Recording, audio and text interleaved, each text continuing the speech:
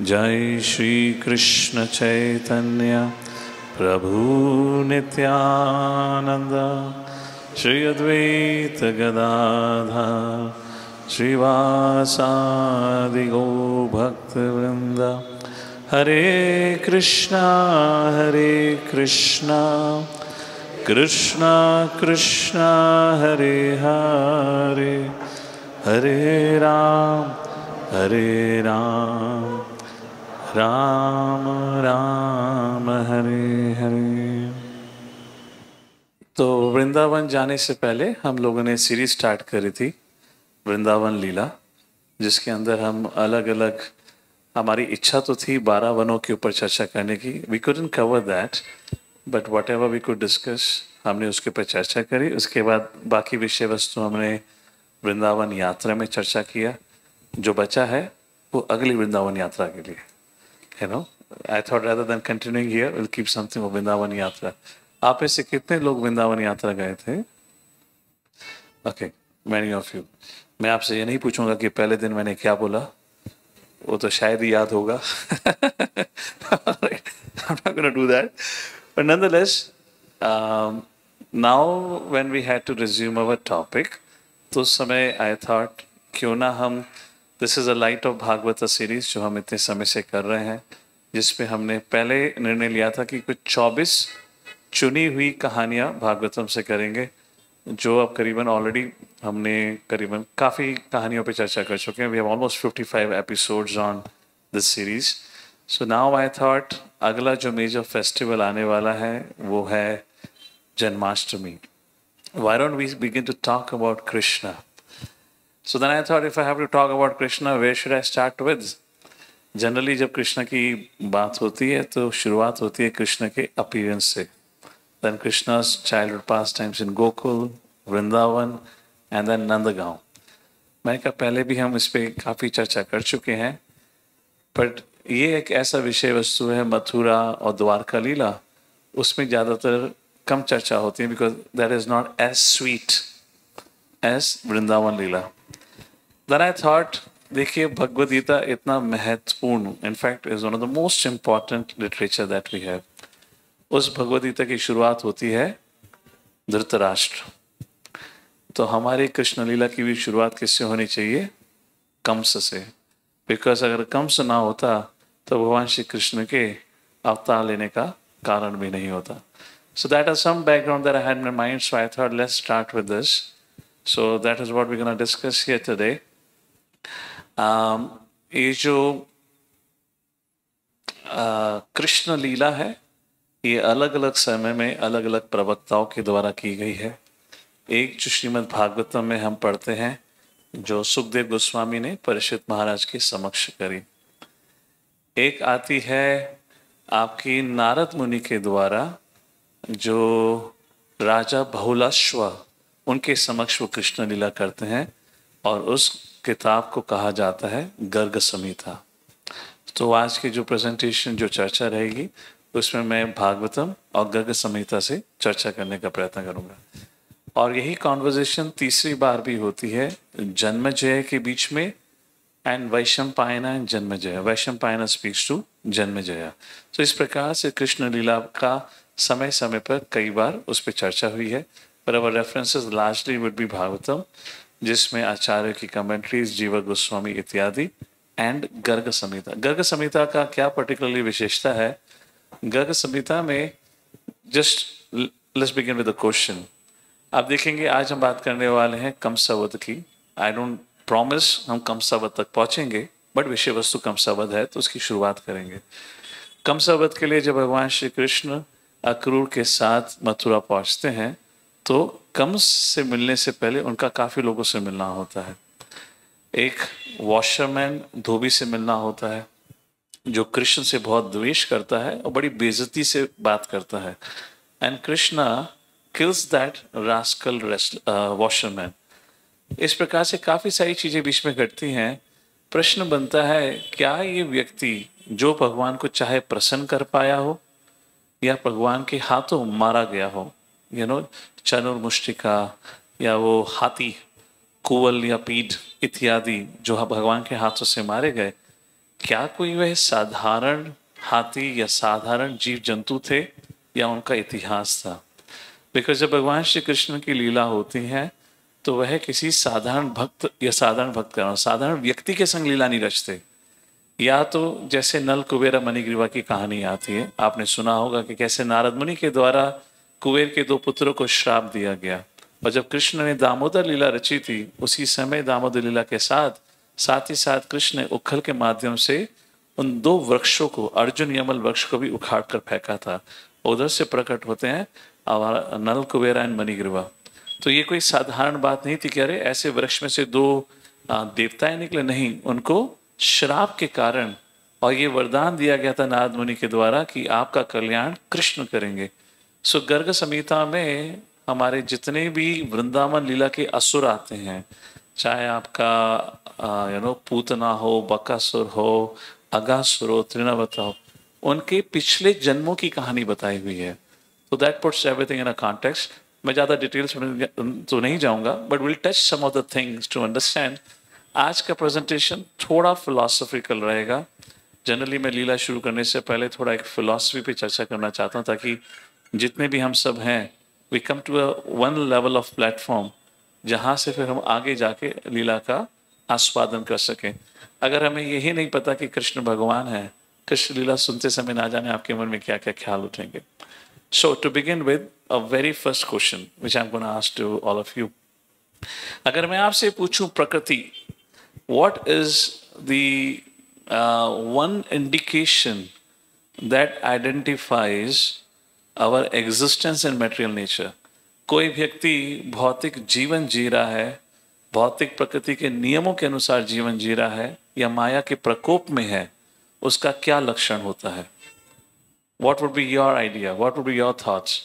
इसका उत्तर श्रीमद् भागवतम के 11वें स्कंद में दिया गया है।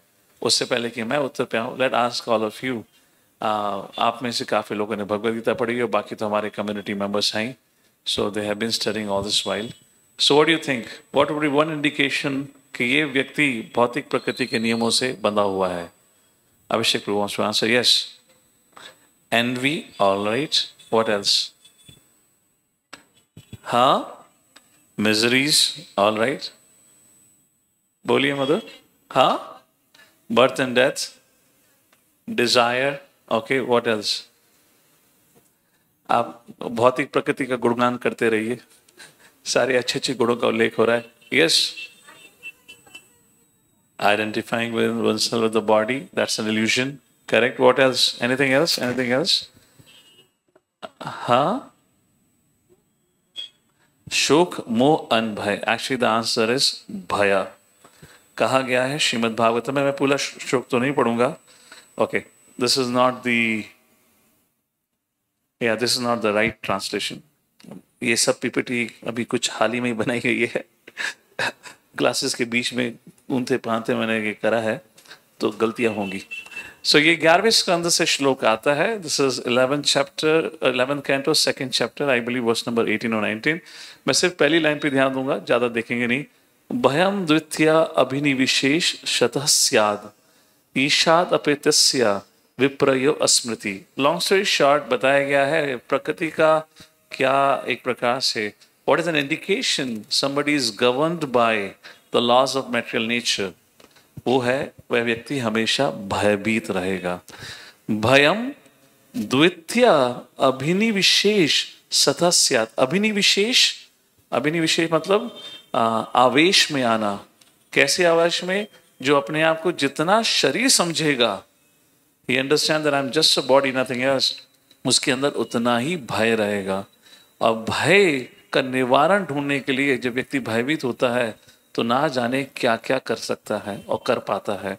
तो देखेंगे, इसलिए भगवान श्री कृष्ण भगवद गीता में कहते हैं 3 चीजों को व्यक्ति को त्याग देना चाहिए: वीत, रागा, भया एंड क्रोधा।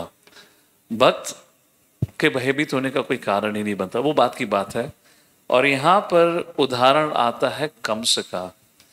ये कंस एक ऐसा कैरेक्टर रहा है, actually Kansa among all the characters in Shrimad Bhagavatam, उसके बारे में जब चर्चा आती है तो श्रीमद् भागवतम में कहा गया है एक ऐसा कैरेक्टर है जो रिप्रेजेंट करता है extreme cruelty.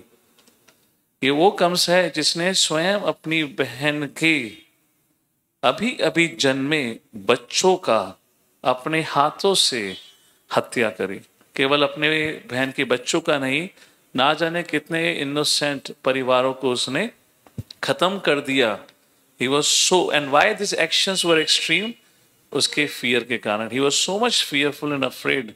Fearful of what? वह नहीं चाहता था he becomes irrelevant. What do you mean by irrelevance? So जैसे आपको कहानी पता है, कंस अपनी बहन देवकी से बहुत प्रेम करता था। इतना इतना प्रेम करता था, जब देवकी का विवाह हुआ, कहने को कंस वॉज अ प्रिंस, जो आगे का राजा बनने वाला था, फिर भी वह चैरिटियर का व्हाट यू से चैरिटियर सारथी का रोल निभाता है, और उस रथ पर बैठ जाता है जिसपे वसुदेव और देवकी बैठे हुए हैं, और कहते हैं बहन मैं तुम्हें वसुदेव के महल तक छोड़कर आऊंगा। और जब प्रजा ये देखती तो प्रजा कहती देखिए हमारे भविष्य के राजा कितने अच्छे हैं, कंस बहन से कितना प्रेम करते हैं। महल पहुंचने से पहले एक आकाशवाणी हो जाती है, उस आकाशवाणी के अनुसार बताया जाता है, हे कंस तू बहुत ही मूर्ख है, तुझे नहीं पता तेरी बहन जिसको तू इतना प्रेम करता है, या जितने इतने प्रेम से जिसको तू महल लेके जा रहा है, इसी की संतान तेरे मृत्यु का कारण बनेगी। I'm not going to analyze this episode much, but to think about, वह कंसा जो अपनी बहन से एक पल पहले इतना प्रेम करता था, तुरंत तलवार निकालकर उसी बहन को बालों से पकड़कर उसका गला काटने के लिए तैयार हो जाता है। And that's the time Sukdev Goswami says, O best of the Kuru dynasty, Kamsa was fiercely cruel, actually a follower of the Rakshasas.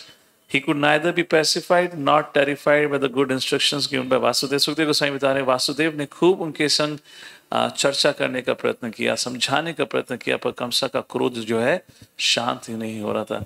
Why there was a turn of event in Kamsa's life? It's a very important episode to pay attention to. जब व्यक्ति भयभीत हो जाता है, कुछ भरोसा नहीं होता वो किस प्रकार की प्रतिक्रिया देगा। और कंसा इतना भयभीत हो जाता है, इतना भयभीत हो जाता है, अच्छा इसी की संतान के द्वारा मेरी हत्या होगी, तो वह ये भी भूल गया कि किसके उसने बाल पकड़े हुए हैं और वो किसको मारने जाने वाला है। And that is an example, this is one unique example in Shrimad Bhagavatam, जहां व्यक्ति भय के कारण इतनी क्रूएलिटी और इतने पाप कम करता है जो समझ में नहीं पाता। जैसे कि आपको पता है, इस एपिसोड के बाद I am assuming you will know the story, Vasudev promise करते हैं आप चिंता मत करिए, आपको खतरा देवकी से नहीं, आपको खतरा देवकी के संतान से है। मैं आपको वचन देता हूं कि मैं जैसे ही देवकी की संतान होगी मैं आपको लाके दे दूंगा, आपको जो करना है करिए। वसुदेव सत्यधार कहा जाता है, मतलब जो भी वचन कहते थे सत्य होते थे, वे कभी झूठ नहीं बोलते थे।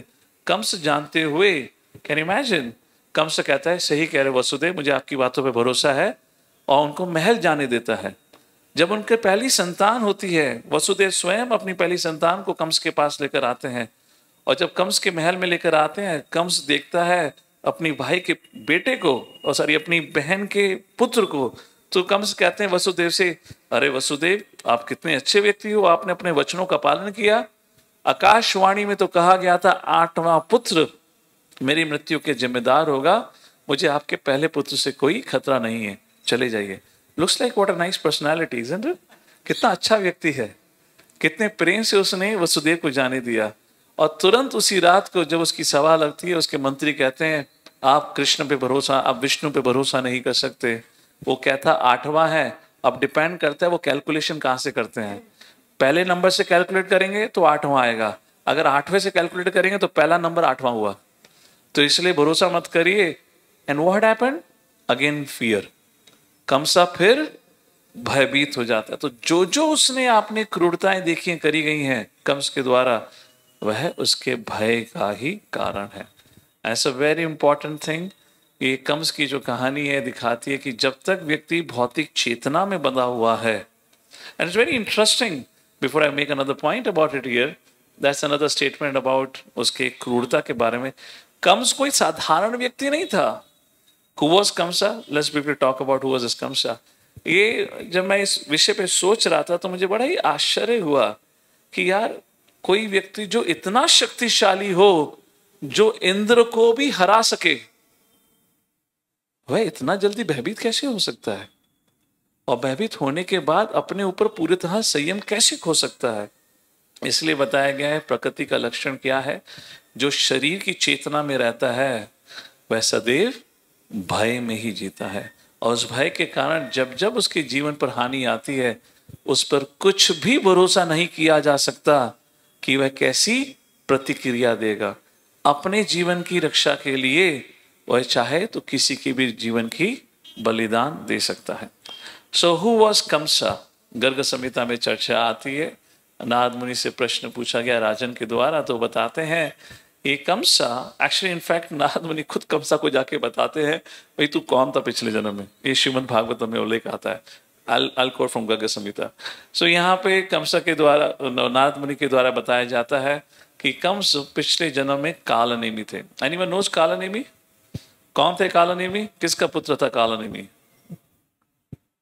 Whose son was he? ये हिरण्यकाशिपु के पुत्र थे, जो समुद्र मंथन के समय विष्णु से युद्ध लड़ते हैं और विष्णु के द्वारा मारे जाते हैं।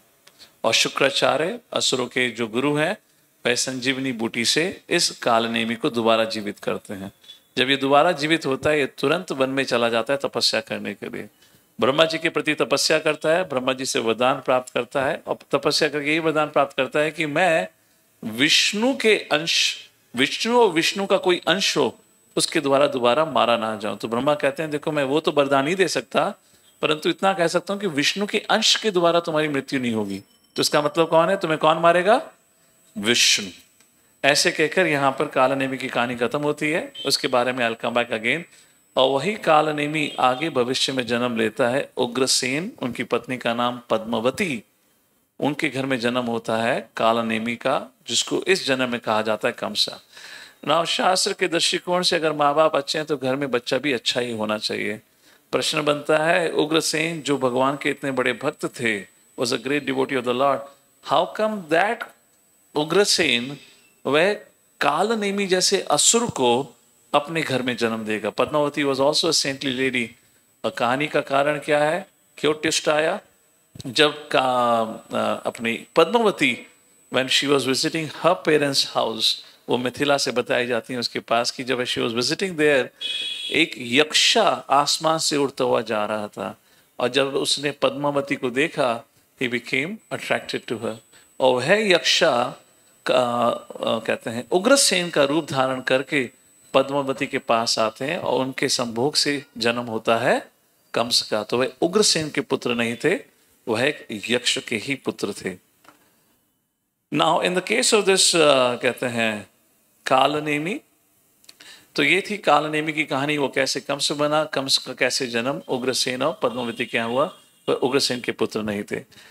आपको पता होगा कि कंस ने देवकी के 6 पुत्रों का वध किया, और वह जो देवकी के 6 पुत्र थे, वह पिछले जन्म में कालनेमी के ही 6 पुत्र थे।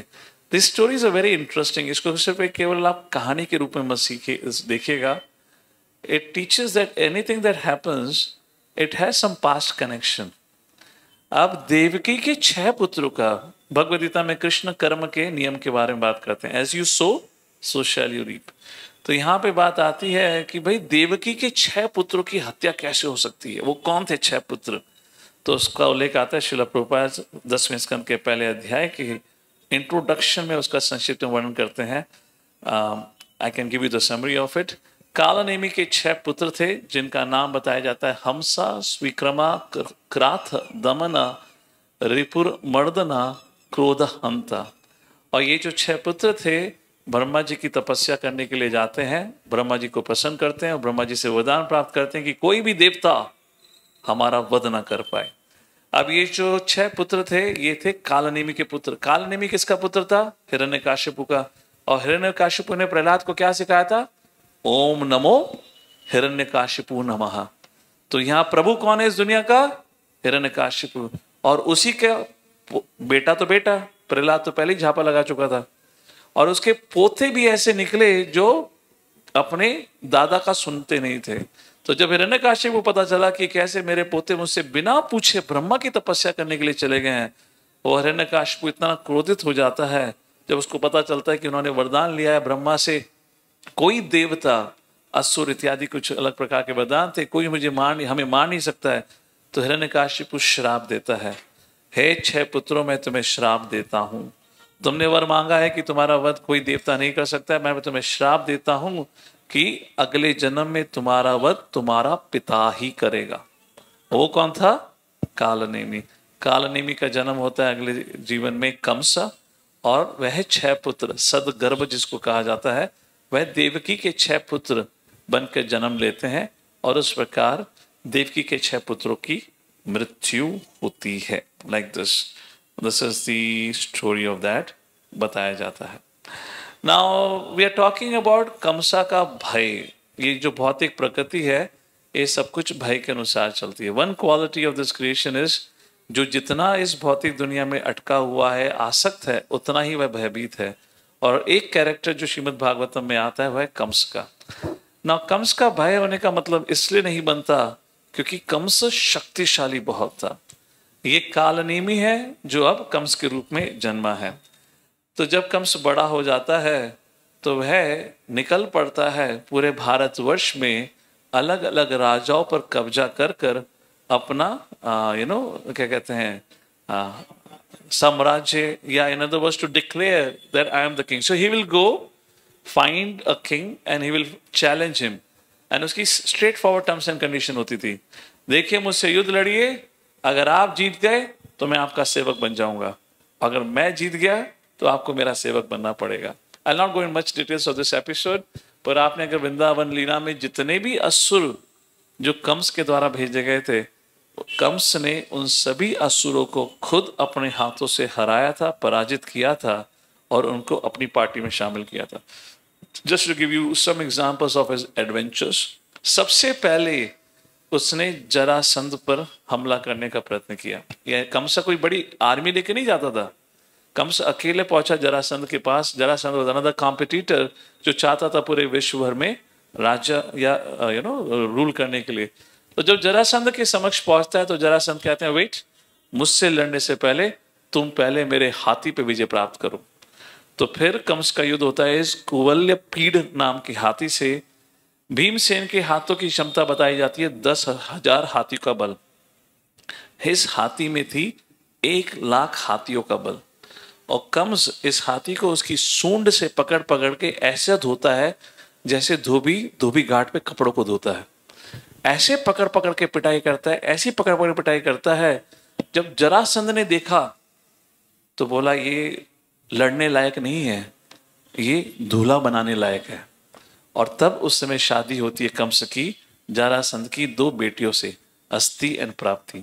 जरासंध कहता है there is no point fighting, he is so powerful, better let me give my daughters in marriage. उस प्रकार से जरासंध के संग संधि होती है। So I am saying this Kamsa was so powerful. Chanur Mushtika. Anyways, should I talk about it now? They all have, well, I'll talk about all of them when Krishna kills them, because in सबका अपना पिछले जीवन की कहानियां हैं and how they ended up in the hands of Krishna. चनुर, Mushtika और उनके अलग 3 भाई उनको हराते हैं। महिष्मती कैपिटल में रहा करते थे। द्विविद गोरिल्ला जिसकी कहानी आती है, अगासुर हो, अरिस्तासुर हो, भावमासुर के पास पहुंचते। भावमासुर कौन था? नरकासुर, जो वरादेव और भूमि देवी के पुत्र थे, एक्सट्रीमली पावरफुल। और भावमासुर से जाके यही कहते हैं, देखिए मैं आपसे युद्ध लड़ना चाहता हूं, अगर आप जीत गए तो मैं आपका सेवक, और अगर आप हार गए तो आप मेरा सेवक। तो भावमासुर कहते हैं वेट अ सेकंड, पहले आप मेरे पार्षदों से युद्ध लड़िए। तो भावमासुर के पार्षद थे प्रलंबासुर। हर एक व्यक्ति ने अपनी अपनी असुरों की गाड़ी भर के रखी हुई थी। तो ये थे भौमासुर के पार्षद, प्रलंबासुर, ढेचू ढेचू मालिक, धेनुकासुर, फिर Trinavarta. I am not going into the stories of it, episode will become very big. I am just telling you किस प्रकार से कहानियां थी। बकासुर। तो यहाँ पे जो मैं आपको बताने का प्रयत्न कर रहा हूं, ये वह असुर थे जिनसे देवताएं घबराते थे, और वह कंस बड़ी आसानी से इन सबको हरा चुका था। और जब बकासुर को हराया, बकासुर की बहन थी, छोटी बहन, क्या नाम था प्यारी बहन का? पूतना। और जब पूतना आती है कंस के सामने, तो you know what Kansa said, मैं औरतों पे हथियार नहीं चलाता हूं। ये वही कंसा है जिसने यू नो व्हाट यू से स्वॉर्ड, तलवार निकाल के देवकी का वध करने वाला था। और जब इस प्रकार से पूतना फिर कंस पे हमला नहीं करती है, तो फिर नरकासुर स्वीकारता है कि कंस बड़ा शक्तिशाली। द पॉइंट इज, इधर बानासुर के संग भी इसका युद्ध होता है, फिर शिवजी स्वयं आते हैं और कंस और बानासुर के युद्ध को रोकते हैं। नरकासुर को ऑलरेडी हरा चुका है, जरासंध उसको अपना ऑलरेडी संबंधी बना चुका है। यार अब बचा कौन है? कंस अगर इतना शक्तिशाली था, and not only that, Kansa का सामना परशुराम जी से भी होता है। जब कंस परशुराम जी के समक्ष पहुंचते हैं, परशुराम जी इसको देख के बहुत ही क्रोधित हो जाते हैं। जो परशुराम जी की कहानी को अगर जानते हैं, परशुराम जी बिकेम एक्सट्रीमली एंग्री, और परशुराम जी कंस को देख के बोलते हैं, ओ कीड़े मकोड़े, तुच्छ जैसे तुच्छ क्षत्रिय को मारने के लिए ही मैं अवतरित हुआ हूं। और कंस बिल्कुल घबरा जाता है। कंस परशुराम जी के चरणों में पड़ जाता है। कंस परशुराम जी से कहता है, प्रभु आपने जन्म लिया है क्षत्रियों को मारने के लिए, पर राक्षस को नहीं। मैं तो क्षत्रिय हूं ही नहीं, मैं तो राक्षस का पुत्र हूं, तो कृपा करके आप मुझे मत मारिए। तो तब परशुराम जी कहते हैं, कंस, पर तुमने कृत ऐसे करे हैं कि मैं तुम्हें जीवित नहीं छोड़ सकता। अगर तुम्हें अपने प्राणों की रक्षा करनी है तो तुम्हारे लिए मैं कंडीशन रखता हूं। तो कंस बोलता है, बताइए क्या कंडीशन है? और फिर परशुराम जी उनको अपने उल्टे कंधे पर टंगा हुआ धनुष दिखाते हैं। कहते हैं, ये है विष्णु जी का धनुष, जो शिवजी जी को प्राप्त हुआ था त्रिपुरा नाम का जो राक्षस था उसका वध करने के लिए, जिसके पास शिव जी का नाम पड़ा था त्रिपुरारी। तो है विष्णु जी का धनुष मुझे शिव जी से प्राप्त हुआ है। अगर तुम इस धनुष पर, व्हाट यू से, if you can string this बो, हाँ ठीक है समझ जाओ, इफ यू कैन, थोड़ा कॉम्प्लिकेटेड वर्ड है, if you can string the बो, then I would let you go. And you will not believe, कंसा उस धनुष को पकड़ता है, एक बार नहीं 100 बार, 100 times he put that string on the bow, and every time he'll put that and he'll make that, you make that vibration sound like that. And after that Parshuram ji was very pleased, and Parshuram ji वह विष्णु जी का धनुष कंस को देते हैं। कहते हैं, कंस अब तुम्हें कोई नहीं हरा सकता। Now can you imagine? ये देवकी के इंसिडेंट से पहले की कहानी है। इतना सब कुछ, विष्णु जी का धनुष भी प्राप्त हो गया है, फिर भी कंस की अगर कहानी आती है तो उसका जो मेन एपिसोड है, जो मेन विषय है, वो ये कि कंस कितना भयभीत हो गया। भाई जब आप पे विष्णु जी का धनुष है, आप पे इतनी शक्ति, आप सब दुश्मनों को हरा चुके हो, आप पर भयभीत होने का कारण ही क्या बनता है?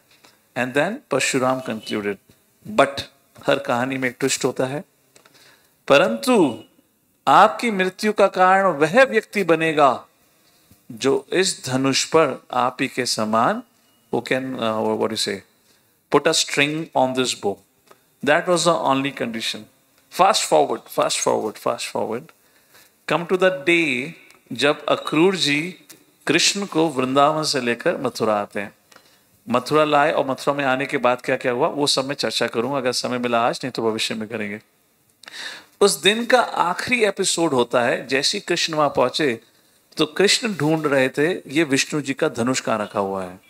और बताया जाता है ये धनुष इतना शक्तिशाली था, कंस के अलावा अगर किसी को उठाना है तो कम से कम 5000 योद्धा लगते थे उस केवल धनुष को उठाने के लिए। Now you can imagine how powerful Kamsa would be. And Bhagwan Shri Krishna and Balram, when they reached Mathura, Krishna was just 10 years 9 months precisely, or approximately 11 years old. और ये आखिरी एपिसोड है उस दिन का, जिस दिन कृष्ण जी मथुरा पहुंचते हैं। वह उस धनुष के पास पहुंचते हैं, बहुत सारी भीड़ लगी हुई थी। It was kind of a museum, लोग उसका दर्शन लेने के लिए आते थे। It was like a temple, people will come and take darshan of it. Krishna पहुंचे, सिपाहियों को धक्का मारा, lifted that bow, he tried stringing that bow. Rather than trying to string, he broke the bow. ये वो स्थिति है, परशुराम जी ने कहा था कंस तुम्हारा मृत्यु का कोई और कारण नहीं हो सकता, तुम्हें कोई भी हानि नहीं पहुंचा सकता, except for that person, sorry, not that who would string that bow, who will break, who will string or who will break the bow, either of that condition. मैं कहा से who will string, या तो बांधा नहीं तोड़ी दिया. Now you would not understand जब कंस को ये खबर मिली उसकी रात कैसी सनसनी भरी रही होगी. इसका उल्लेख जीव गोस्वामी विस्तार से गोपाल चंपू में करते हैं कि कंस की क्या हालत हुई थी. And this is what is something very amazing, you know. एक सबसे शक्तिशाली व्यक्ति वह भी एक छोटा सा गुण है भौतिक प्रकृति का भय, उस पर विजय प्राप्त नहीं कर पाया. जैसी उसके प्राणों की बात आई इतना भयभीत हो जाता है, जब रात को उसके लिए उसके सर्वेंट खाना लेकर आए, एक सब्जी में थोड़ा सा वो होता है ना बैंगन, यू नो, पर्पल कलर, उसमें ब्लूइश ह्यू था. उसको देख के कंसा बोला कृष्ण आ गया, मारो इसको. वो प्लेट को देख के बोल रहा है अरे कृष्ण मेरे कमरे में आ गया है. जब रात का अंधेरा हुआ, there was not concept of electricity, everything would be lighted up because of this emeralds and jewels like this. अब उसमें अलग अलग शेड्स आते हैं. कंस रात भर नहीं सोया, पलंग पे लेट रहा है और उसको एकदम से एक ब्लू कलर का ह्यू नजर आता है. सिपाही सिपाही कृष्ण आ गया, पकड़ो उसको. He was so scared. इसलिए श्रीमद् भागवतम के पहले स्कंद के अंत पर परीक्षित महाराज सुखदेव गोस्वामी से पूछते हैं, प्रभु ये जो भौतिक जीवन है, कोई कितना ही शक्ति क्यों ना हो, शक्तिशाली क्यों ना हो, वह भय पर विजय प्राप्त नहीं कर सकता. और तब वह पूछते हैं सुखदेव गोस्वामी से, प्रभु इस भय पे विजय कैसे प्राप्त करी जा सकती है. You know, we are talking about our fear consciousness. हमें शायद life, job, financial, health etcetera etcetera, पर सोचिए यहाँ कंस जो इतना शक्तिशाली था उसको भी इतना भय था. And this whole life of Kamsa is nothing, is a destructive power of fear. उसके भय के कारण, वही भय जिसका वो समाधान नहीं कर पाया, वही भय उसकी क्रूरता में बदल जाता है, जिसके कारण उसने ना जाने कितने कितने लोगों के जीवन को हानि पहुंचाई. सो श्रीमद् भागवतम में उल्लेख आता है, अगर व्यक्ति को भय से मुक्त होना है, उसका सिर्फ एक ही मार्ग है. There is no other alternative. And what is that? Let's read out loudly. एतन्निर्विद्यमानानाम् इच्छताम् अकुतो भयम् योगिनां नरपनिर्णेतम् हरे नामानुकीर्तनम्. अकुतो भयम, अगर आपको भय पे विजय प्राप्त करनी है, और if you want to become fearless, चाहे आप योगी हो, चाहे आपके अंदर कोई इच्छा ना हो, इत्यादि इत्यादि. So what you need to do? हरे नामानुकीर्तनम. You have to chant the holy names of the lord. Hare Krishna Krishna Krishna Hare Hare, Hare Rama Rama Rama Hare Hare. And we'll know that, you know, all the devotees, we will have this experience. When we take to the process of this Krishna consciousness, you see that how our life becomes a little settled. We don't take so much anxiety for petty issues. We don't become so fearful of all small things. Because अभी पता है, अभी हम अनाथ नहीं हैं, अभी हम सनाथ हैं, अभी हमारे ऊपर भी प्रभु का आश्रय है. And otherwise, our situation is like that, you know, the wild dog walking on the street, जिसका कोई मालिक नहीं होता, वो कितना ही शक्तिशाली क्यों ना हो, पर हमेशा भयभीत रहता है. So this was the first part of the little understanding here, how Kamsa's fear, और इतने शक्तिशाली होने के बावजूद वो अपने भय पर विजय प्राप्त नहीं कर पाए. इनफैक्ट भय उनके जीवन को के नाश का कारण बना. There is something very interesting happening at Mathura and Hastinapur. The two characters. Mathura में कैरेक्टर है कंसा. कंस के भांजे हैं Krishna. A case of fratricidal war. और फिर जाते हैं हस्तिनापुर. हस्तिनापुर में है धृतराष्ट्र और उनके सामने है पांडु. पांडवास, जो उनके शायद क्या बने, भतीजे, राइट। एक जगह भांजा है, दूसरे जगह भतीजा है। So it definitely brings about एक कंस और धृतराष्ट्र के कैरेक्टर की अगर एनालिसिस करी जाए, बिकॉज दोनों ही किसी ना किसी चीज से आसक्त थे। So let's take a look at it. Kansa के बारे में मैं बोलूंगा क्योंकि शायद आप इतना नहीं जानते होंगे, पर आप लोग भगवद गीता पढ़ चुके हैं। So let's see if you can figure it out about Dhritarashtra. Let's do this analysis of Kamsa and Dhritarashtra, and दोनों ही कुछ इंटरेस्टिंग चीजें सिखाते हैं। Some thoughts for your perusal. So Kamsa के जीवन की मोटिवेशन क्या थी, जो भी उसने करा उसके पीछे उसका कारण क्या था, इंस्पिरेशन क्या था। फॉर द केस ऑफ कंसा, उसने जो जो किया, जितनी क्रूएलिटी करी, उसके पीछे जो एक कारण था वो था फियर ऑफ डेथ। मृत्यु मिल गई तो क्या होगा, आई विल बिकम इररेलेवेंट। वो चाहता था कि वह सबसे सर्वश्रेष्ठ राजा हो, सबसे सर्वश्रेष्ठ योद्धा हो और नित्य काल तक वह विजय प्राप्त करे। ओहो, मैंने धृतराष्ट्र का आंसर दिखा दिया। ठीक है ठीक है, मैं भूल गया था मैंने एनिमेशन कैसी लगाई है। सो ठीक है, अब दिखा दिया तो। सो कंस का जो जीवन था, it ran on fear. Dhritarashtra का जो जीवन था वो कैसा था, ब्लाइंड एम्बिशन। वो बचपन से चाहता था कि वो राजा बने, पर उसकी डेस्टिनी में नहीं था। क्यों? क्योंकि वो अंधा था। पर जैसे ना तैसे उसको राजा बनना था, उसके जीवन का उद्देश्य था।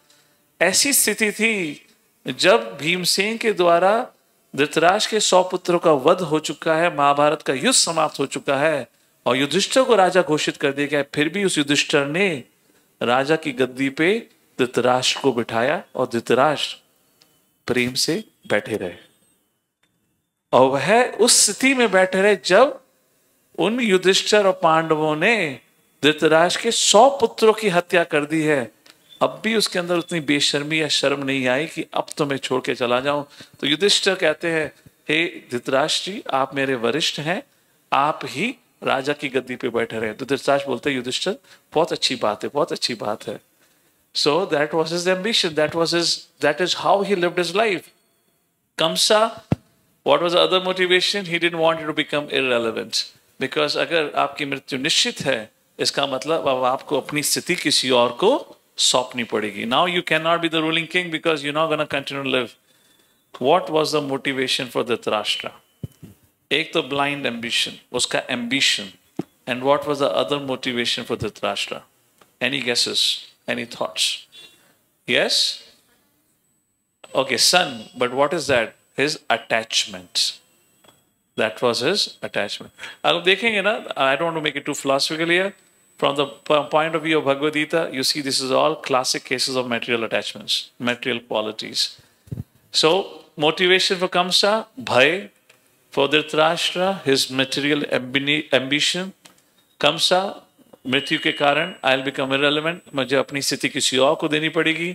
और धृतराष्ट्र का था अटैचमेंट अपने पुत्रों के प्रति और अपनी राज्य गद्दी के प्रति, जिसके कारण वह सब कुछ जानते हुए भी सही निर्णय नहीं ले रहा था। That was their motivation. What was their actions and the impact? Kans का एक्शन क्या था?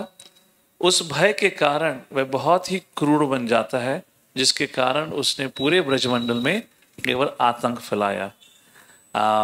आई वुड नॉट से he was the original terrorist, but he was one of the biggest terrorist, जिसने पूरे ब्रजमंडल पर हानि पहुंचाई है। तो भय के कारण उसने क्रूरता करी। धृतराष्ट्र ने अपने ब्लाइंड एम्बिशन के द्वारा क्या करा? What was the action?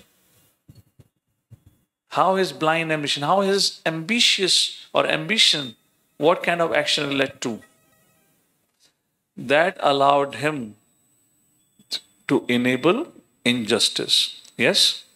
उसका एम्बिशन क्या था? राजा बने रहना। ये धृतराष्ट्र के समय की बात है, उसके काल की बात है, जब उसने अपनी आंखों के सामने द्रौपदी का चीरहरण देखा।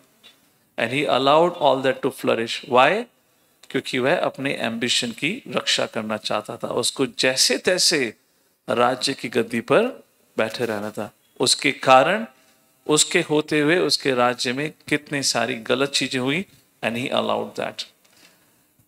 कंसा, फैमिली डिस्ट्रक्शन, उसके कारण उसके वंश को हानि हुई, उसके कारण दूसरों के परिवार को हानि हुई। That was a result of Kansas action, Kansas fear. और धृतराष्ट्र के कारण क्या हुआ? धृतराष्ट्र के कारण किसी और का नहीं, उसके खुद का वंश नाश हुआ। His whole family and his whole lineage was destroyed because he wanted to fulfill his ambition.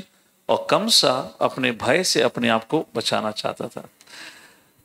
This is an additional point, maybe of relevant or not, but let's talk about leadership style. What was the leadership style for Kamsa? Autocratic, which means no responsibility, no obligation, complete violence and tyranny. Dhritarashtra के case में क्या था? उसकी leadership style क्या थी?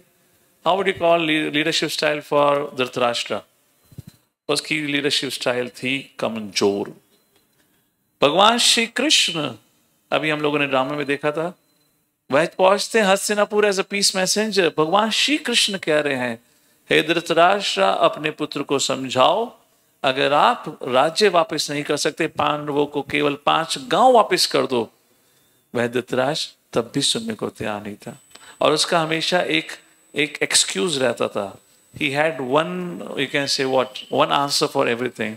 मैं क्या करूं, मैं अंधा पिता हूं, अपने पुत्रों से बहुत प्रेम करता हूं।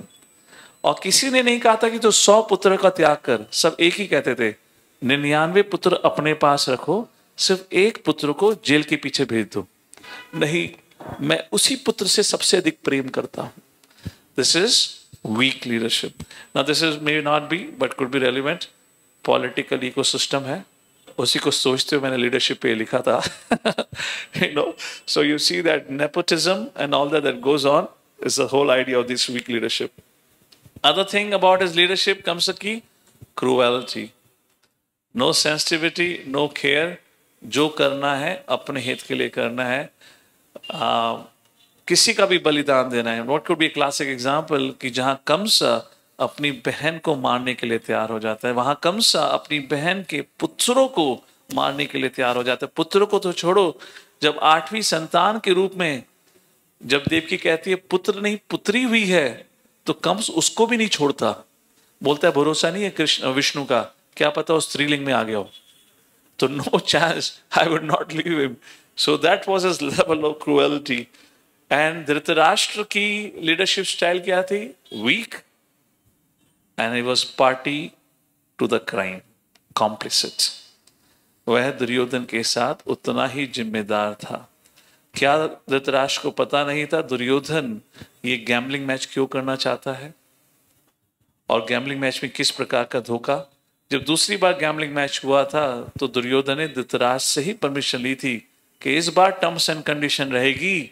पिताजी, पिछली बार हमने terms and condition on the fly decide करा था, इस बार गैम्बलिंग मैच में आने से पहले टर्म्स एंड कंडीशन डिसाइड करनी, वो ये है कि अगर पांडव हार गए तो 14 साल के वनवास, 13 साल के वनवास के लिए जाना पड़ेगा।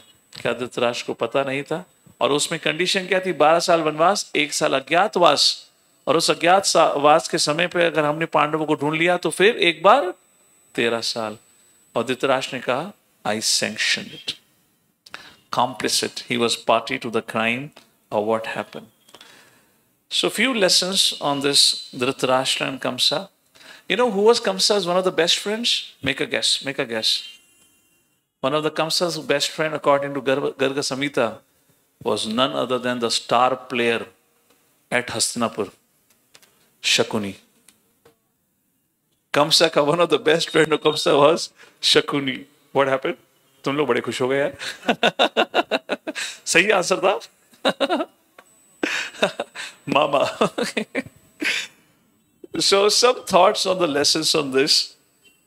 Kamsa, we talked about the destructive power of fear. किस प्रकार से जब व्यक्ति के सिर पर यह भय छा जाता है तो व्यक्ति कुछ भी नहीं सोचता, वो कितना से कितना क्रूर हो सकता है। इसलिए many places Srila Prabhupada writes in his purpose, आप एक भौतिक व्याधि व्यक्ति पे कभी भी भरोसा नहीं कर सकते। And now when I read this incident, study the life of Kamsa, it becomes so clear, ये वही कंसा है जब देवकी विवाह होकर जा रही थी, उसकी आंखों में आंसू थे, मेरी बहन इतना प्रेम है मुझे तुझसे कि मैं तेरा सारथी बन के जाऊंगा। Can you see how he changed? मतलब इट्स अनइमेजिनेबल।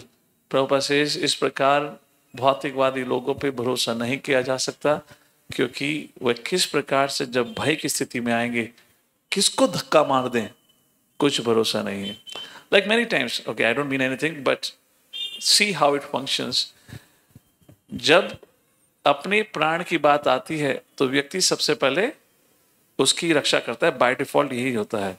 उदाहरण के रूप में अगर कभी घर में आग लग जाए तो सबसे पहले व्यक्ति खुद भागेगा बाहर। आया ना? This is not something to say wrong और राइट, ये हमारा डिफॉल्ट सिस्टम है। This is how we are condition by the material nature, which means सबसे पहले अपनी रक्षा करोगे, फिर सही सलामत होगे, फिर चीखोगे बचाओ, कोई अंदर फंस गया है, अंदर जाएगा नहीं, बचाओ। So this is how the material condition works and this is what happened in the case of Kamsa. उसके केस में कुछ ज्यादा ही एग्जाम्प्लीफाइड हुआ ये। Dhritarashtra, consequences of his blind attachment, वह जानता हुआ भी कैसे दुर्योधन गलत है, दुर्योधन कैसे पांडवों से द्वेष करता है, उसने उसको नहीं सुधारा। और दूसरा मॉरल करेज, जो धृतराष्ट्र था, I mean in other words the idea here is, एक राजा होने के कारण के माध्यम से as a king it was his responsibility to show courage. मतलब अगर मेरा भी बेटा क्यों ना गलत हो, राजा होने के नाते मुझे उसको दंड देना चाहिए, जो धृतराष्ट्र ने नहीं दिखाया। There's some leadership things which we should look at. Go back to Ramayana. We're going to come back to Ramayana as we move forward. Lord Ram, आज की जनता ये समझ नहीं पाती कि प्रभु राम ने सीता को क्यों त्याग दिया। अरे family first, but that is not how you rule. For Lord Ram, राज्य फर्स्ट, सिटीजन्स फर्स्ट, और उनके कल्याण के लिए प्रभु राम ने सीता को वन भेजा था। और जब सीता वन गई थी, you know, we just had the appearance of Mother Sita. There's a very beautiful verse that comes in Srimad Bhagavatam. माता सीता को गुणगान किया गया है। One of the acharyas right, जब माता सीता को वन भेजा गया, लक्ष्मण जी सीता को वन में छोड़कर आए, और जब लक्ष्मण जी ने सीता को बताया कि ऐसे ऐसे प्रभु राम ने आपको वन में ही रहने के लिए कहा है, ये बिट्ठूर की कहानी है, कानपुर के पास वाल्मीकि मुनि के आश्रम में आपको जाके रहना है। Make a wild guess what Sita would have responded. What could Sita say? Sita को लक्ष्मण इस बहाने से बाहर लेकर आए थे। माता सीता कह रही थी कि काफी समय हो गया है, हम वन विहार के लिए नहीं गए हैं। तो राम पे समय नहीं है। लक्ष्मण कहते हैं कि माता सीता, प्रभु राम ने मुझे कहा है उन पे समय नहीं है, तो मैं आपको वन विहार के लिए ले जाऊं। तो लक्ष्मण किस उद्देश्य से बाहर लेकर आए थे? बहाने से, आपको मैं वन घुमाने के लिए लेकर आ रहा हूं। और वन विहार के समय उनको एक समय बिट्ठूर में वाल्मीकि मुनि के आश्रम के पास ले जाकर कहते हैं, मैया अब आप यहीं रहेंगी। Sita is shocked. सीता को पहले प्रिपेयर करके लाते तो बात अलग है। Out of a sudden he said आप यहीं रहेंगी। And Sita asked why, then that वो कहते हैं उस वॉशरमैन की जो कहानी आती है वो लेख करा उस प्रकार से, और कहा कि राम ने निर्णय लिया है प्रजा के संरक्षण के लिए, प्रजा मतलब संतान, अपनी प्रजा अपनी संतान के संरक्षण के लिए, क्योंकि राजा होने का कोई मतलब नहीं बनता अगर प्रजा आपके चरित्र पर डाउट करने लगे, तो वह राजा की कैसे सुनेगी।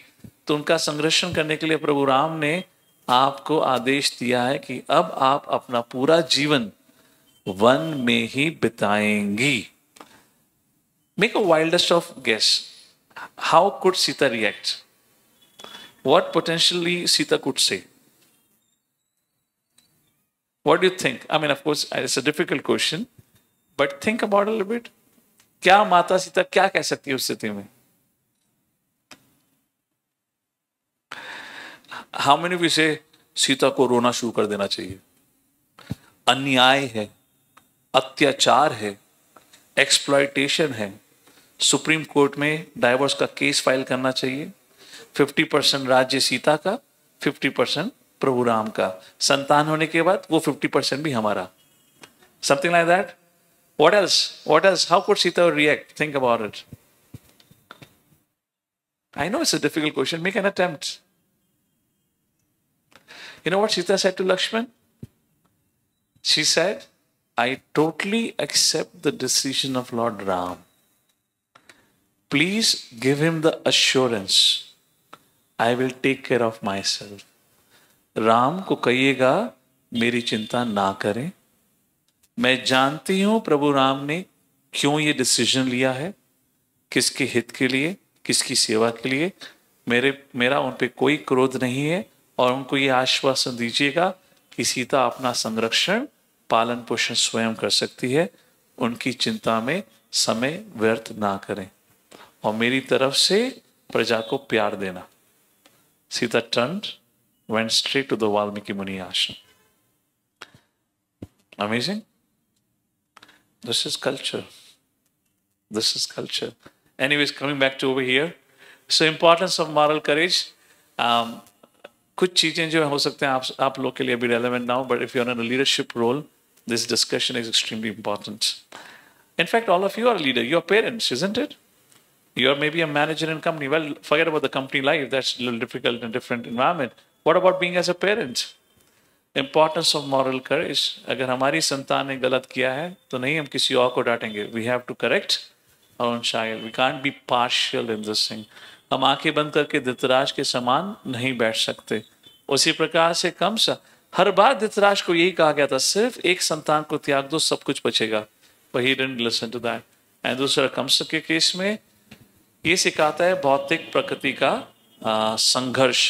आप कितने ही शक्तिशाली क्यों ना हो, या थिंक अबाउट इट, हम इस जीवन में सारी मेहनत करते हैं ये सोचकर थोड़ा धन कमा लेंगे, थोड़े परिवार जन होंगे, तो जब मेरे जीवन में विपदा आएगी तो मेरी रक्षा करेंगे. हाँ या ना? I may have kids, I may have my husband and wife, I should have my parents, my relatives. जब जीवन में विपदा आएगी मेरी रक्षा करेंगे. आई शुड अर्न मनी, मेरा बैंक बैलेंस होना चाहिए, जब जीवन में विपदा आएगी मेरी रक्षा करनी चाहिए. कंस पे तो सब कुछ था, उसको तो कोई मार भी नहीं सकता था. और ये वो जमाना है जहां मलेरिया, फीवर, कोविड भी नहीं हुआ करता था. ऐसे नहीं कि हर सीजन में फीवर हो गया तो कोई भरोसा नहीं कब न्यूमोनिया मलेरिया हो गया और टपक जाए. समझ रहे हो? वो भी सीन नहीं था. Then even Kamsa, being extremely powerful, extremely rich, वो भय से इतना पीड़ित था, वह शांति से नहीं रह पाया. So that's a very important characteristic from this. What we learn इस भौतिक दुनिया में आप कितने ही शक्तिशाली क्यों ना हो जाओ, भगवान के आश्रय के अलावा किसी और चीज की गारंटी नहीं है. I will introduce the story. We'll complete it next time. कहानी की शुरुआत करते हैं जहां पे नारद मुनि कहते हैं राजन से चर्चा कर रहे हैं, और वहां पे चर्चा होते समय दो प्रश्न उठाए जाते हैं राजा बहुलश्व के द्वारा. पहला प्रश्न उठता है, अरे कंस ने कृष्ण को मथुरा में क्यों बुलाया? What was the need for Kamsa to invite Krishna? ऐसी आवश्यकता क्यों थी? देखो, कृष्ण को मारने के लिए वो असुर तो भेज ही रहे थे, और सारे असुर कृष्ण मार रहे थे. जब तक कृष्ण मथुरा से दूर रहता, कंसा उतना लंबा जीता, और कंस ने कृष्ण को ही मथुरा में बुला लिया. That's a very risky proposal, isn't it? पहली चीज.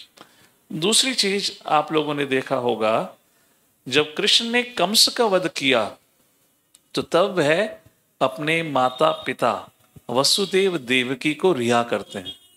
पर रिहा करते हैं ऐसे कैसे? क्योंकि वसुदेव देवकी को तो तभी रिहा कर दिया गया था जब 8वां पुत्री जब कंस के हाथ लगती है, और कंस उसके पैरों को पकड़ के हर बार के समय उसको वहीं पे रखे हुए पत्थर से पटक कर मारने ही वाला होता है. वो छोटी सी पुत्री कंस के हाथों से फिसल जाती है और 12 हाथ का रूप देवी का धारण कर लेती है. कंस भयभीत हो जाता है और कंस को बताती है तुम्हें मारने वाला कहीं और जन्म ले चुका है. And he comes and falls at the feet of Vasudev and Devaki. उनसे विनती प्रार्थना करता है, मुझे माफ करिए, मुझसे बहुत बड़ा पाप कर्म हुआ है, एटसेट्रा एटसेट्रा. और वसुदेव देवकी को रिहा कर देता है. Vasudev Devaki were not in prison any more. तो प्रश्न बनता है, जब कृष्ण मथुरा पहुंचे तो वसुदेव एंड देवकी दोबारा कालगृह में क्या कर रहे थे? तो नारद मुनि बहुलश्व को बताते हैं, इस सारी कहानी का ट्विस्ट मैं ही हूं, सब कुछ मेरे द्वारा हुआ. कैसे कहानी शुरू होती है? तो नारद मुनि कहते हैं एक समय की बात है, मैं कंस से मिलने के लिए जाता हूं। ये एक बार नहीं, पहले भी जा चुके हैं। ये 1 का 8, 8 का 1 करने में भी कृष्ण नारद मुनि का योगदान था। He wanted to expedite Krishna's appearance. तो नारद मुनि कंस के पास जाते हैं, वो बहुलाश्व को बताते हैं कृष्ण की प्रेरणा से मैं कंस के पास पहुंचा, और कंस बड़े ही आदर सम्मान से नारद मुनि का रिसेप्शन करते हैं। सब कुछ होने के बाद कंस नारद मुनि से पूछते हैं आप यहाँ क्यों आए हैं, आपकी मैं कुछ सेवा कर सकता हूँ। Can you imagine Kamsa he is serving sadhus. इन लोगों का भरोसा नहीं होता, कभी सेवा करते हैं कभी तलवार चलाते हैं। सो देन नारद मुनि सेड, कंसा लगता है तुम बड़े ही जीवन को खुशी खुशी जी रहे हो, तुम्हें पता नहीं है तुम्हें बहुत बड़ा धोखा दिया गया है। और ये नारद मुनि तब कह रहे हैं जब कंस की सभा लगी हुई है, और उस कंस की सभा में वसुदेव भी बैठे हुए हैं, क्योंकि सब कंस के अंदर ही थे, तो वसुदेव को उनकी स्थिति पे स्थापित कर दिया गया है। कंस की सभा लगी हुई है और वहां पे अक्रूर भी बैठा हुए हैं, वहां पे वसुदेव भी बैठे हुए हैं, और नारद मुनि पूरी सभा में सबके सामने कहते हैं वसुदेव ने तुम्हारे संग धोखा किया। कंस ने क्या धोखा? यस, क्योंकि उस देवी ने ये नहीं बताया था कि मुझे रिप्लेस किया गया है। देवी ने क्या बताया? तुम्हें मारने वाला कहीं और जन्म ले चुका है ना। नारद मुनि सेड, इस वसुदेव की जो 8वीं संतान थी वो पुत्री नहीं पुत्र था, और वह ये वासुदेव उस पुत्र को यमुना के उस पार गोकुल में रखकर आता है। ये वही है कृष्ण जिसको तुम पिछले 11 साल से मारने का प्रयत्न कर रहे हो। और कंस के क्रोध की तो कोई सीमा ही नहीं थी। कंस ने उसी समय तलवार निकाल ली, बोली मैं इस वासुदेव को जिंदा नहीं छोड़ूंगा।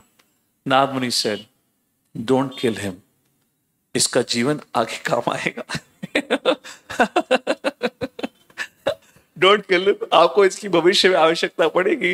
And that's a time Kamsa ordered Vasudeva Devaki to be imprisoned again and thrown behind the prison. अब कंस को पता चल चुका है कि हाँ कृष्ण ही है, और 8 मतलब he didn't knew. So what had happened in the story so far? Vasudev का 8वां पुत्र तो नहीं हुआ, पुत्री हुई, पुत्री तो चली गई।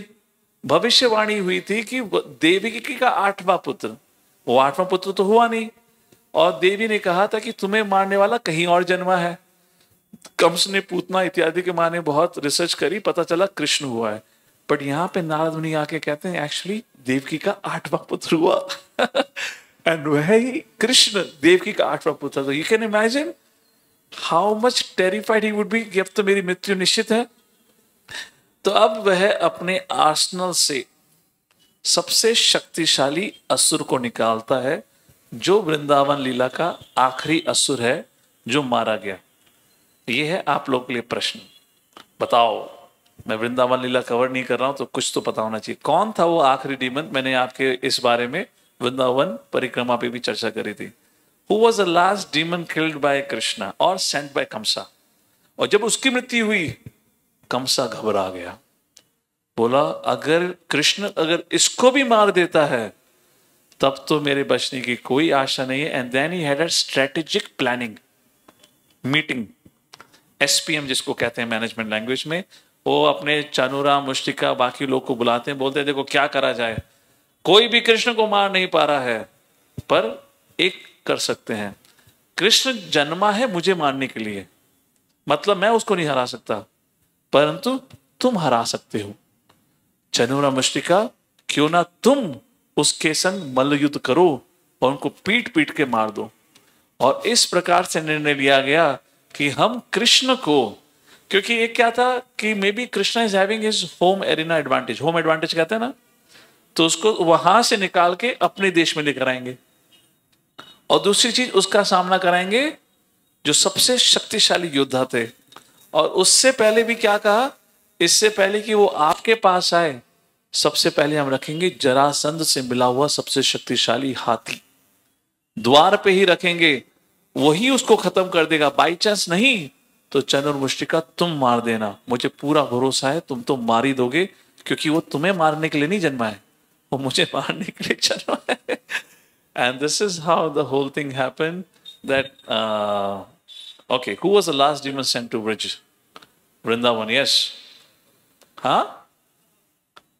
Dantavakra, no. Yes. He was a demon, but he was not demon in that sense.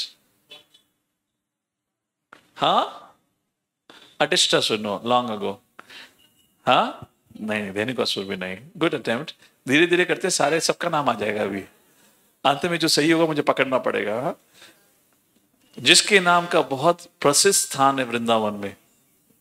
हाँ, Keshi Ghat. That was the horse demon. और उसकी कृष्णा मृत्यु करते हैं. I am not gonna go into this action and all that. वो आप गर्ग संहिता पढ़ लीजिएगा. सो उस समय तब निर्णय होता है. तो फिर कंसा अक्रूर को बुलाते हैं. एंड अक्रूर से कहते हैं जाइए, आप जाकर कृष्ण को यहां लेकर आइए. And you know what he said? He said मेरा प्लान है कि आप जाके कृष्ण को नहीं, कृष्ण के साथ साथ नंद बाबा और जितने भी वरिष्ठ गोपा हैं उनको मथुरा लेकर आइएगा. तो जब कृष्ण आए थे, गोपियां नहीं आई थी, कृष्ण के संग गोपा आए थे. क्यों आए थे? ये कंस का मैसेज था. क्यों लाना? जब कृष्ण बलराम यहां पहुंचेंगे, या तो वो हाथी मार देगा या मेरे योद्धा मार देंगे. और जब कृष्ण बलराम मर जाएंगे, सबसे पहले मैं मारूंगा वसुदेव देवकी को, फिर मारूंगा मैं नंद बाबा को, फिर मारूंगा मैं वृषभानु राधा रानी के फादर को, तब मारूंगा मैं सभी यदुवंशवासियों को, उसके बाद मारूंगा मैं अपने पिता उग्रसेन को. So what happens in this fear, when somehow or other you want to survive, you want to destroy all competition. जैसे तैसे मैं अपने competition को हटा. This is familiar, you know, this is very much human nature like that. So ये था कि इसके बाद कोई भी मेरा दुश्मन नहीं रहेगा और मैं हमेशा हमेशा के लिए राजा बना रहूंगा. उस प्रकार से चीज होती है. अक्रूर को कहा जाता है. अक्रूर ये सोच के खुश हो जाते हैं कि मुझे कृष्ण का दर्शन देखने को मिलेगा. He was a great devotee of the Lord, and from here Akrura leaves for Vrindavan. And I'll conclude an episode, but before that I'll make one more philosophical presentation here. वो आती है नारद मुनि की एक बार फिर. नारद मुनि एक समय युधिष्ठिर महाराज से मिलने आते हैं और नारद मुनि बताते हैं कि किस प्रकार से, इनफैक्ट नारद मुनि कंस का गुणगान करते हैं युधिष्ठिर महाराज से. और गुणगान करते हुए कहते हैं देखिए कंस कितना महान था, उसकी भक्ति कितनी सर्वश्रेष्ठ थी कि वह कृष्ण के चिंतन में हमेशा लगा रहता था. And like that he talked about it. Let's take a look at it. He said, the whole idea is that Narad Muni said कि मनुष्य जीवन का उद्देश्य क्या होना चाहिए? येना तेना प्रकारेण मनः कृष्ण निवेशयत्. जैसे तैसे हमारा कृष्ण पर मन संतुलित होना चाहिए. And he said there are six qualities जहां पे व्यक्ति का मन कृष्ण के चिंतन में लग सकता है. कामा द्वेषा भया स्नेहा यथा भक्तेश्वरे मनः आवेश्य तद अघम हित्वा बहवस्तद गतिम गतः. गतिम गतः which means सर्वश्रेष्ठ गति प्राप्त हुई है. येना तेना प्रकारेण यथा भक्त्या ईश्वर मना, जो अपने मन को प्रभु के चरण कमल में लगा चुके हैं, चाहे काम वासना हो, चाहे द्वेष हो, चाहे भय हो, चाहे स्नेह हो, चाहे भक्ति का भाव हो, कोई भी कारण हो, जैसे तैसे वो अगर भगवान के चरण कमलों पे अपना मन केंद्रित कर सके हो. और इसके बाद वह हर एक का उदाहरण देते हैं. किस किस का उदाहरण है? अलग अलग क्वालिटीज के लिए. गोप्य कामाद भयात कंसो. As I said, अगर आप कंस के बारे में, चरित्र के बारे में पढ़ेंगे, भय क्वालिटी का जब उल्लेख आता है, फियर का, उसके संग आता है कंसा. नारद मुनि also said, गोप्य कामाद भयात कंसो द्वेषा चैत्यादयो नृपः संबंधा विष्णय स्नेहा यूयं भक्त्या वयं विभु। 6 प्रकार से व्यक्ति भगवान पर चिंतन कर सकता है। उदाहरण दिया गया है, गोपियों का आकर्षण कृष्ण के प्रति, कॉन्जुगल अफेयर, कंस का भय, इतना भय भी था सोते जागते उसको सिर्फ कृष्ण का ही चिंतन होता था। द्वेष, द्वेष की भावना जिसमें शिशुपाल, दंतवक्र इत्यादि का उदाहरण आता है। संबंधाद वृष्णि मतलब यशोदा माई, नंद बाबा, उनका कृष्ण के संग वात्सल्य भाव। स्नेहाद, पांडवों का स्नेह कृष्ण के प्रति। यूयम भक्तिया वयम यू, यूयम भक्तिया वयम यू मीन्स भक्ति, जैसे हम लोग साधना भक्ति कर रहे हैं उसके माध्यम से हमारा उद्देश्य है भगवान के प्रति आकर्षण पैदा करना। इन 6 प्रकारों से भगवान के प्रति आकर्षण पैदा किया जा सकता है और इससे आपका मोक्ष का द्वार खुलता है। Interesting, Narada Muni is actually glorifying Kamsa. It's actually not a glorification of Kamsa. भगवान के भय या भगवान से द्वेष करके भक्ति प्राप्त नहीं होती। कारण ये है कि क्यों यहाँ नारद मुनि कह रहे हैं, ईश्वर परिषद में जब कृष्ण की क्वालिटीज का उल्लेख आता है, अपाप विद्धम, शुद्धम, ऐसे करके शब्द उल्लेख किए गए हैं, जिसका मतलब है Krishna means all pure. Whoever gets in contact with Krishna becomes purified। और कृष्ण के संबंध में आकर उसको मोक्ष प्राप्त होता ही है। तो कंस को भी मोक्ष की प्राप्ति हुई। केवल कंस को नहीं, चनु मुष्टिका जो जो कृष्ण के हाथों मारे गए सबको मुक्ति प्राप्त हुई, परंतु उनको भक्ति प्राप्त नहीं हुई। नंद बाबा, यशोदा माई, पांडवस, गोपियां, उनको भक्ति का वरदान प्राप्त हुआ, परंतु जो द्वेष करते थे, शिशुपाल, अगर राजसूय यज्ञ का आप उल्लेख पढ़ेंगे तो जो शिशुपाल का वध हुआ तो शिशुपाल की आत्मा आके कृष्ण के शरीर में मर्ज हो जाती है। तो युधिष्ठिर महाराज पूछते हैं, अरे वह व्यक्ति जो कृष्ण से इतना द्वेष करता है, वह कृष्ण उसको मोक्ष कैसे प्रदान कर सकते हैं? तो इस चीज को समझाने के लिए बताया गया है, ये ना तेना प्रकारेणा मना कृष्ण निवेश। जैसे तैसे हमारा का मन कृष्ण पर स्थिर हो जाए, कुछ नहीं तो मोक्ष प्राप्त होगा। परंतु द्वेष और भय जैसे कंस का था, उसको भक्ति के गुण में नहीं माना गया है। भक्ति जो हम साधना भक्ति कर रहे हैं, भक्त्या वयम विभु, उसके माध्यम से हम प्रभु के प्रति आकर्षण, वात्सल्य, साख्य, दास्य भाव में पैदा कर सकते हैं, उससे भक्ति प्रदान होती है। परंतु कंस को मोक्ष प्रदान हुआ। इस प्रकार ये कहानी आगे बढ़ती है। I'll maybe just take 5 minutes and conclude the episode। भगवान श्री कृष्ण पहुंचते हैं मथुरा अक्रूर के माध्यम। जैसे ही मथुरा पहुंचते हैं, कृष्ण अक्रूर को कहते हैं हम यहीं रुकेंगे। मथुरा पहुंचने से पहले, जैसे ही कृष्ण वहां पहुंचते हैं उससे पहले नंद बाबा वहां पहुंच चुके हैं, सब गोपा वहां पहुंच चुके हैं। वो इसलिए पहुंच चुके कि अक्रूरा रास्ते में स्नान करने के लिए रुकते हैं। And that whole Vishnu leela happens जब भगवान श्री कृष्ण अक्रूर को अपने चतुर्व्यूह का दर्शन देते हैं। उस प्रकार मथुरा के द्वार पे पहुंचते हैं तो कृष्ण अक्रूर को कहते हैं, अब आप अंदर जाइए, मैं अपने सखे और गोपाओं के संग यहीं रुकूंगा और मथुरा का दर्शन लूंगा। अक्रूर कहते हैं, प्रभु आप आए हैं तो मेरे घर तो चलिए। तो कृष्ण कहते हैं, पहले बिजनेस संभाल लेता हूं, फिर बाद में आऊंगा।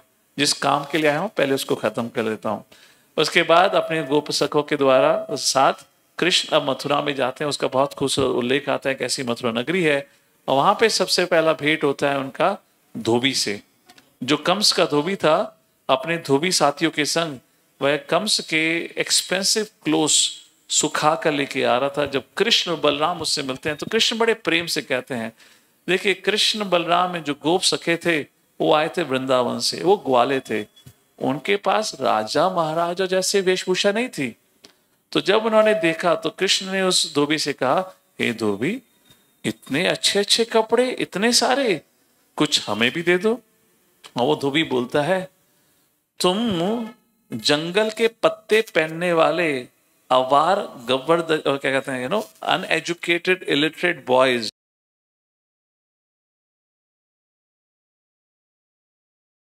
पर उंगली उठाई थी और कहा था कि अपनी पत्नी से, क्या तूने मुझे राम समझा है?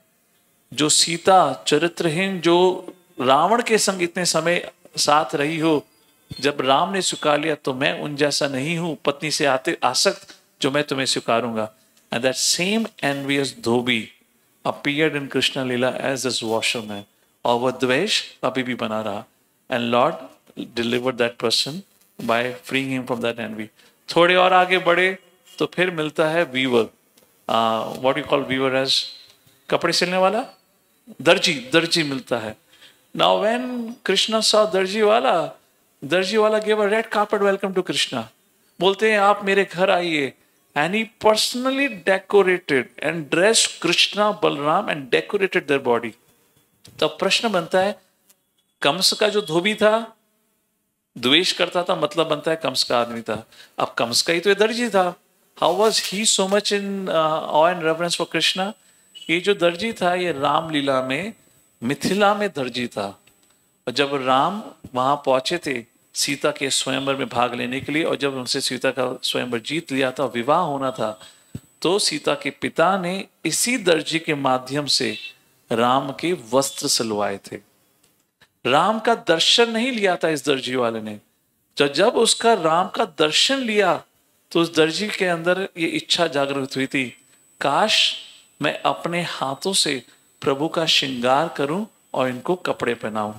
और वह इच्छा प्रभु पूर्ण करते हैं उसकी कृष्ण लीला में। उसके बाद कुछ आगे चलते हैं तो एक फूल वाला मिलता है जिसका नाम था सुदामा। उस फूल वाले से मिलते हैं तो प्रभु को देख के बड़ा खुश होता है, बहुत सारे फूल माला उस प्रकार से उनका श्रृंगार करते हैं। तो प्रश्न पड़ता है कि अगर कृष्ण के संग आपका संबंध बन रहा है, कोई ना कोई तो पिछली कहानी होगी। कौन था ये था कुबेर के राज्य में फूल वाला। ये कुबेर के बगीचा जो देखते हैं, क्या कहेंगे उसको, माली। ये कुबेर के राज्य का माली था और ये उसके मन में बड़ी इच्छा थी कि मैं एक दिन विष्णु के लिए कहते हैं माला बनाकर उनको अपने हाथों से माला ओडिसे गार्लेंड उनको पहनाऊं। तो वह प्रतिदिन 300 कमल के फूल शिवजी को अर्पण किया करता था, इस आशा से कि अगर शिवजी कृपा हो प्रसन्न हो गए तो मुझे वरदान देंगे। कई लंबे समय के इंतजार के बाद जब शिवजी प्रसन्न होते हैं तो शिवजी प्रकट होते हैं इस माली के समक्ष, पूछते हैं माली तुम्हारी इच्छा क्या है। और शिवजी से कहते हैं प्रभु मेरी इच्छा है कि मैं अपने हाथों से बना हुआ माला, फूल माला विष्णु को चढ़ा सकूं। तो जब शिवजी ने कहा कि द्वापर लीला के अंत में जब कृष्ण आएंगे तो आपका जन्म कंसा के मथुरा में होगा और आपका जब कृष्ण से मिलना होगा तो आप उनको ये माला चढ़ा पाएंगे। This was a Flores Sudama. Krishna थोड़ा और आगे जाते हैं, फिर उनका मिलना होता है कुब्जा से। शी वॉज अ हंचबैक्ड वुमन और कृष्ण को देखती है, उसके हाथ में इत्र होता है। कृष्ण कहते हैं वो खुशी खुशी इत्र देती है। And Krishna put his finger on her chin. उन्होंने अपने पैर को उसके टोनेल पे रखा and he lifted her like this and immediately she became a straight woman, और बहुत खूबसूरत नारी में बदल जाती है। Now what was her credit, जो उसको भगवान का स्पर्श हुआ, जो उसको भगवान के माध्यम से सेवा इस प्रकार से वरदान प्राप्त हुआ। एक कुब्जा कोई और नहीं, रामलीला में ही सुपर्णखा थी, जो राम को देख के बहुत आकर्षित हो चुकी थी। पर जैसे आपको पता है लक्ष्मण के द्वारा उसकी नाक काट दी गई थी। वो रावण के पास गई, रावण से कहा ऐसे ऐसे रावण ने सीता का अपहरण कर लिया। सुपर्णखा फिर भी संतुष्ट नहीं थी। वह पुष्कर तीर्थ पे जाती है, वहां 10,000 साल पानी के नीचे बैठ के तपस्या करती है, शिव जी को प्रसन्न करती है और शिव जी के समक्ष इच्छा प्रकट करती है। It's very interesting. Shiva ji is very constant part of Krishna's leelas. और जितने भी असुर बैकग्राउंड के होते हैं सबसे पहले पहुंचते शिव जी के पास है। मतलब मैं ये नहीं कह रहा अगर शिव जी को पूजा करते तो आप भी, मेरा वो इंडिकेशन नहीं है, परंतु अगर देखेंगे सारे असुर लोग ही शिव जी के पास आते हैं। जैसे सुपर्णखा गई, so then when Shiv ji appeared then she requested कि मैं चाहती हूं कि मेरा विवाह राम जी के संग हो। Then lord Shiva said well that's not possible because Prabhu Ram ने एक पत्नी व्रता का प्रतिज्ञा ली है, वो he will not get married. But मैं आपको ये वरदान देता हूँ, आशीर्वाद देता हूँ, वही राम जो कृष्ण के रूप में द्वापर लीला के अंत में आएंगे तब आपकी इच्छा जो है वह कृष्ण पूर्ण करेंगे। तो तब कुब्जा ने कहा प्रभु मैं चाहती हूँ कि आप मेरे संग मेरे घर आए। तो कृष्ण ने कहा पहले मैं अपना बिजनेस फिनिश कर लेता हूँ, फिर जरूर आऊंगा। And Krishna did fulfil that. उसके बाद करते हुए अंत में वे पहुंचे, अंधेरा होने ही वाला था, और तब वो पूछते पूछते पहुंचे जहां पे वह धनुष था। धनुष की कहानी मैं आपको बता ही चुका हूं कि कैसे परशुराम जी के द्वारा ये धनुष कंस को प्राप्त हुआ। कंस को खबर मिलती है, उसकी रात वह इतनी भयभीत पहुंची, इतनी भयभीत, रात भर सोया नहीं, हर जगह कृष्ण नजर आ रहे थे। अगले दिन की सुबह की शुरुआत होती है, कंस चन और मुष्टिका को बुलाते हैं, कहते हैं युद्ध की तैयारी करो। एक बहुत बड़ा एरिना बनाया गया था, बॉक्सिंग मैच होने वाला है, और वहां पे सब उपस्थित हैं, और रूल्स रेगुलेशन की घोषणा होती है। और युद्ध किसके बीच में होना था?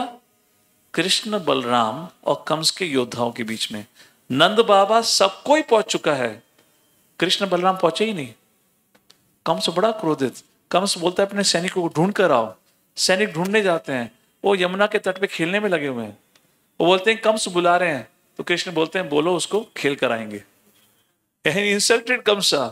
फाइनली अपनी स्व इच्छा होने के कारण Lord Shri Krishna reach the arena, और जब उस मंडप पे पहुंचे, उस मंडप के द्वार पे खड़ा हुआ था कुआला पीड नाम का एक हाथी।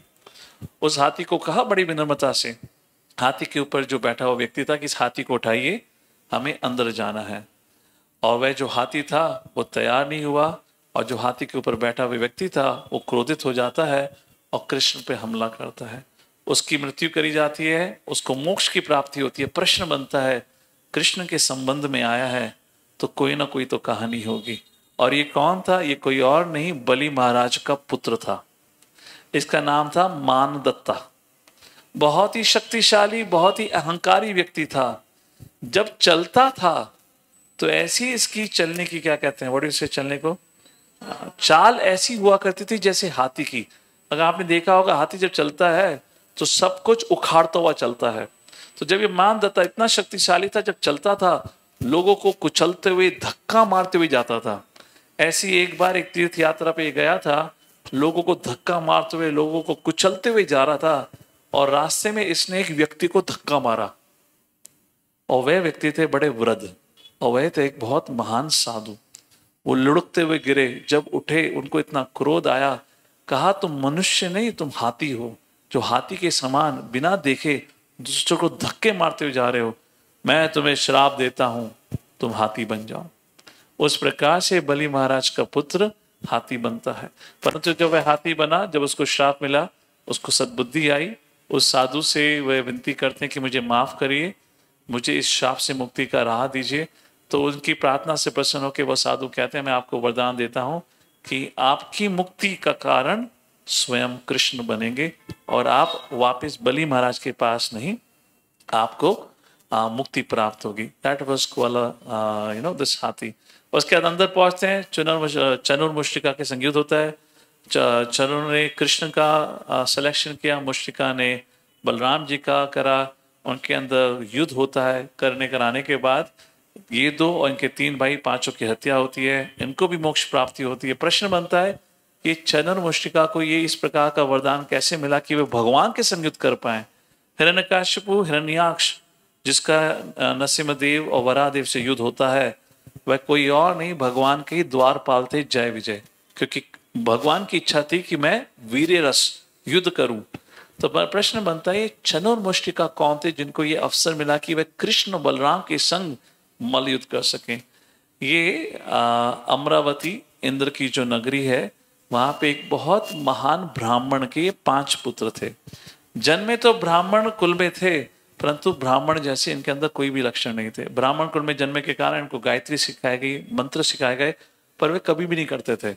बलि महाराज ने अपनी सभा में, अपने राज्य में एक रेसलिंग एरिना बना रखा था।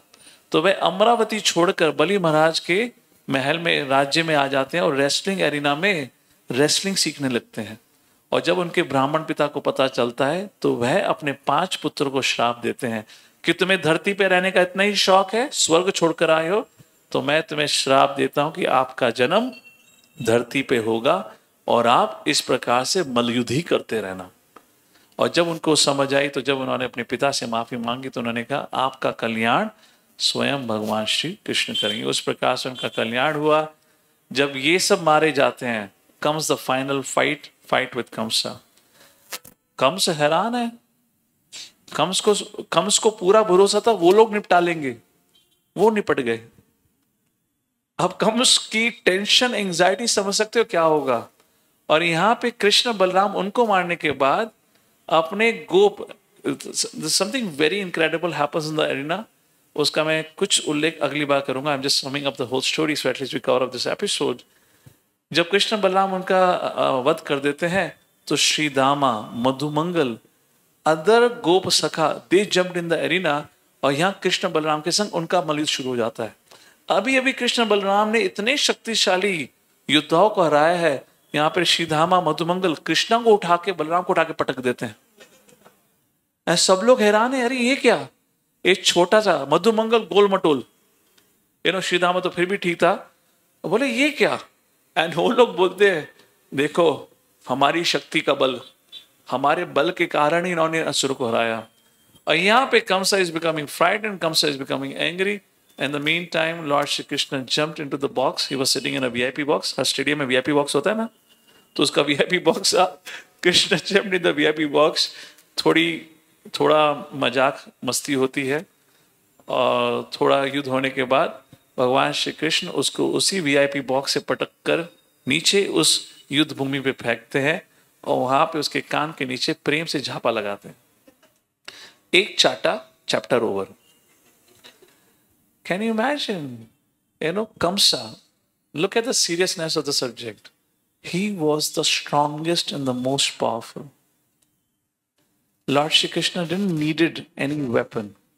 कंस का शरीर वज्र के समान बताया जाता था, थंडरबोल्ट्स। कुछ भी, मैंने तो आपको कंस की और उसकी शक्ति के बारे में बताया नहीं, how powerful he was. No weapon can cut his body. अगर हथियार उस पर डालो तो हथियार टकरा के गिर जाता था। That was his body, Thunderbolts. और भगवान श्री कृष्ण 11 साल का एक बालक एक चाटा लगाता है। That's the end of it. So this whole episode actually shows the prowess of Krishna. It talks about कि चाहे इस भौतिक दुनिया में व्यक्ति कितना ही शक्तिशाली क्यों ना हो जाए, भगवान की काल शक्ति के सामने वह नहीं टिक सकता। या तो आप भगवान की शरण लें भक्त के रूप में, और अगर द्वेष करके शरण लेंगे तो भगवान काल शक्ति के रूप में प्रकट होके आपका इसी प्रकार संहार करेंगे। परंतु इस एपिसोड में एक क्वेश्चन बनता है, उसका उल्लेख हम अगली बार करेंगे। भगवान श्री कृष्ण भगवद गीता में कहते हैं, समोहम सर्वभूतेषु नामे द्वेष्टि अस्ति ना प्रिया। ना ही तो मैं किसी से द्वेष करता हूं, ना ही किसी से प्रेम करता हूं, मैं सबके समान हूं। अगर आप प्रभु सभी के समान हैं, सभी के लिए समान है, तो आपने इन असुरों का वध क्यों किया? You should not be affected by it, you should be neutral to it. इसी प्रकार का प्रश्न युधिष्ठिर महाराज नारद मुनि से पूछते हैं कि प्रभु ने असुरों का वध क्यों किया? भगवान को तो इक्वल होना चाहिए। जैसे सूर्य की किरणें हर एक के घर में गिरती हैं, वो ये नहीं देखती वो घर पापी का है या पुण्य आत्मा का है। And Krishna said I am equal like that. पर उसका आंसर इसी श्लोक के आखिरी 2 लाइन में दिया है, वो हम अगली बार चर्चा करेंगे। अगला एपिसोड, क्योंकि मैं कंस के बारे में बता ही चुका हूं, अब अगला एपिसोड रहेगा कि किस प्रकार से भगवान श्री कृष्ण वसुदेव देवकी को रिहा करते हैं, उग्रसेन को रिहा करके मथुरा का राजा घोषित करते हैं। और प्रश्न बनता है, जैसे जब कृष्ण मथुरा के लिए आ रहे थे तो उन्होंने गोपियों और गोपाओं को कहा था, मैं ऐसे गया और वैसे आया, और ऐसे तो गए वैसे कभी नहीं आए। तो कृष्ण वृंदावन वापस क्यों नहीं गए? और अगर कृष्ण वृंदावन वापस नहीं गए तो जो ब्रजवासी कृष्ण के बिना एक पल नहीं जी सकते थे, वह मथुरा क्यों नहीं शिफ्ट हो गए? इतनी दूर थोड़ी ना था। और फिर कृष्ण ने मथुरा में क्या क्या लीला रची, और किस प्रकार से ब्रजवासियों को सांत्वना देने के लिए वह उद्धव को ब्रजवासियों के पास भेजते हैं। और इस समय, इसी समय की बात है जब 5 पांडव थे, वह द्रौपदी के स्वयंवर में जाके द्रौपदी का हाथ जीत लेते हैं। और अब पूरे विश्व में खबर फैल चुकी कि 5 पांडव जीवित हैं, और कृष्ण अक्रूर को हस्तिनापुर भेजते हैं धृतराष्ट्र के समक्ष इस मैसेज के साथ कि युधिष्ठिर महाराज 18 साल की उम्र से अधिक हो चुके हैं, अब आपको नियम के अनुसार युधिष्ठिर महाराज को राजा घोषित कर देना चाहिए. And many other things will happen that we'll see next time. With that, we'll pause here. Jagat Guru Srila Prabhupada ki jai. Hare Krishna. Thank you for your kind attention.